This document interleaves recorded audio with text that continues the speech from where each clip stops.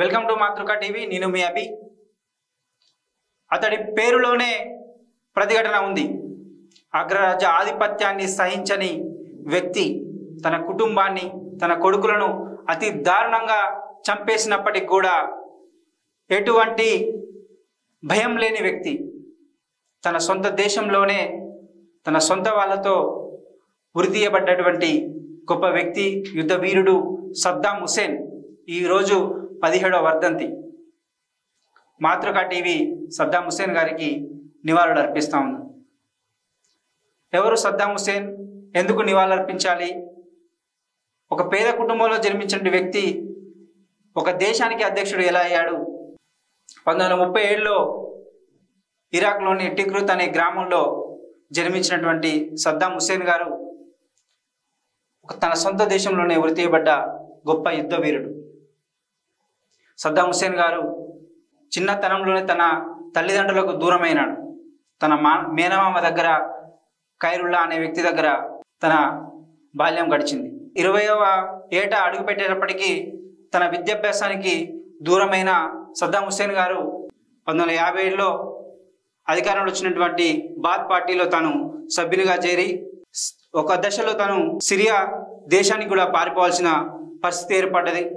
సద్దాం హుసేన్ తను ఎలాగైనా ఇరాక్ అధికారం చేపట్టాలనే కాంక్షతోని అల్ బకర్ అనే వ్యక్తి ఇరాక్ అధ్యక్షుడిగా ఎన్నికైన తర్వాత సద్దాం హుసేన్ తన ప్రోద్బలంతో ఇరాక్ అధికారానికి చేపట్టడానికి ముఖ్య కారణం అల్ బకర్. అలా సద్దాం హుసేన్ 1979లో ఇరాక్ అధ్యక్షునిగా తను ప్రెసిడెంట్గా ఎన్నిక కావడం జరిగింది. ఎన్నికైనప్పటి నుంచి కూడా అమెరికా తన మీద అనేక ఆరోపణలు చేసినప్పటికీ అవి ఏవి లెక్క చేయకుండా తన పాలన కొనసాగించాడు. ముఖ్యంగా అమెరికా ఇరాక్ పైన కక్ష పెంచుకోవడానికి ఈ ట్విన్ టవర్స్ని కూల్చివేసిన ఘటనలో ఏదైతే సద్దాం హుసేన్ హస్తం ఉందని చెప్పేసి ఏదో ఒక సాకుతో ఎలాగైనా సద్దాంను అధికారాన్ని తొలగించాలని, ఇరాక్ను తన వశం చేసుకోవాలని చెప్పేసి అమెరికా కుట్రలు చేసి ఐక్యరాజ్య సమితిని ఒప్పించి ఇరాక్కి సైనిక బలగాలను పంపింది. అయితే ఇదొక్కటే కాదు, ఇరాక్లో జీవ రసాయనాలు ఉన్నాయని, అణు ఆయుధాలు ఉన్నాయని, ఆథ్రెక్స్ ఉందని, ఇలా అనేక రకాలుగా ఇరాక్ను ఆక్రమించాలని చూసింది. అయితే ప్రజలారా, ఇరాక్ని ఆక్రమించడానికి ఇదొకటే కాదు. ఎప్పుడైతే సద్దాం హుసేన్ ఇరాక్ అధికారాన్ని చేపట్టాడో అక్కడ ఆయిల్ నిక్షేపాలు అధికంగా ఉంటాయి. ఆ ఆయిల్ నిక్షేపాల మీద అమెరికా కన్ను పడింది.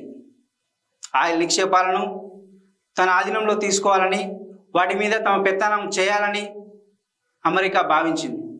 ఆ రకంగానే తన అధికారాన్ని అక్కడ చూపెట్టడానికి ప్రయత్నం చేసింది. కానీ సద్దాం హుసేన్ వాటికి భయపడలేదు, వాటిని ఎదిరించి నిలబడ్డాడు.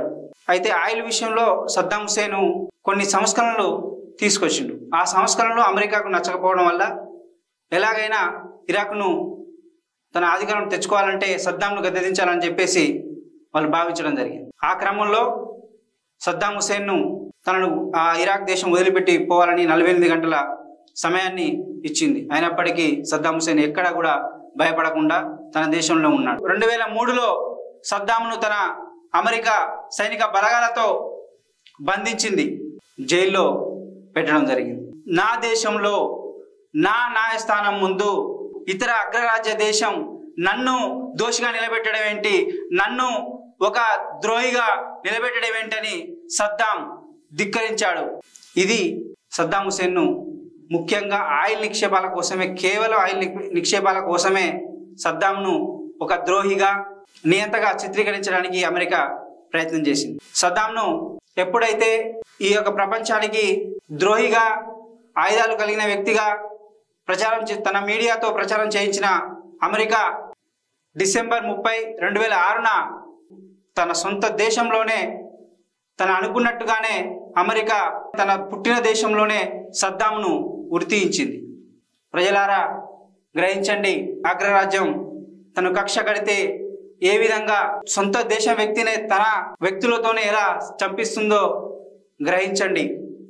ఒక సద్దాంనే కాదు, ఈ అగ్రరాజ్యం అనేక మందిని చిన్న దేశాలను తన ఆధీనం తీసుకోవడానికి వినని వాళ్ళను, తనను ఎదిరించిన వాళ్ళను అనేక మందిని ఇలా భూమిలో కలిపేసింది. కాబట్టి ఇప్పటికైనా అగ్రరాజ్యం అమెరికా, బ్రిటన్ లాంటి దేశాలు చేసే కుట్రలు విద్యార్థులు, మేధావులు గ్రహించాలని, ఒక సద్దాంనే కాదు ప్రజలారా, ఈ ప్రపంచ దేశాల్లో తన మాటను ఏ దేశమైనా ధిక్కరించినా వినకపోయినా అమెరికా ఈ విధంగానే అనేక ఆరోపణలు చేసి కక్ష కట్టి ఏదో ఒక పేరుతో ఇలా చంపడం, ఆ దేశాన్ని విచ్ఛిన్నం చేయడం దానికి మొదటి నుండి అలవాటే.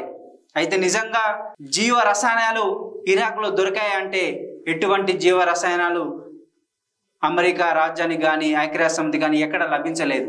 కాబట్టి దీన్ని బట్టి మనకేమర్థమవుతుంది, అమెరికా కేవలం తలుచుకుంటే తాను కన్నేస్తే అది ఏ చిన్న దేశమైనా పెద్ద దేశమైనా తనను నాశనం చేసే వరకు కూడా విడిచిపెట్టదని మనం ఈ సందర్భంగా గ్రహించాలి. అగ్రరాజ్యం తలుచుకుంటే ఈ ఏ దేశమైనా సరే నాశనం కాక తప్పదని వాళ్ళు ఆ ఇరాక్ను ఉదాహరణగా మనం తీసుకోవచ్చు. మిత్రులారా, ఈరోజు సద్దాం హుస్సేన్ను తన సొంత దేశమే చంపే విధంగా అగ్రరాజ్యం సృష్టించిందంటే అగ్రరాజ్యం యొక్క పెత్తనం ఏ విధంగా ఉందో ఆ పెత్తనాన్ని మనం ఎప్పటికీ కూడా ఒప్పుకోవద్దని చెప్పేసి అమెరికా అగ్రరాజ్యం ఇలా అనేక చిన్న దేశాల మీద తన ఆధిపత్యాన్ని చెలాయించి తన ప్రపంచాన్ని తన కంట్రోల్లోకి తీసుకోవాలని చెప్పేసి అనేక మందిని ఈరోజు ఊచకోత కోస్తా ఉన్నది. తన కనుసనాల్లో ఈ ప్రపంచాన్ని నడిపించాలనే ఒక మదం మెక్కిన ఈ అగ్రరాజ్యాన్ని ఆనాడు ధిక్కరించినటువంటి వ్యక్తి ఒక సద్దాం హుస్సేన్ మాత్రం. కావున మాతృక టీవీ సద్దాం హుస్సేన్ గారికి మరొక మారు నివాళులు అర్పిస్తూ సెలవు.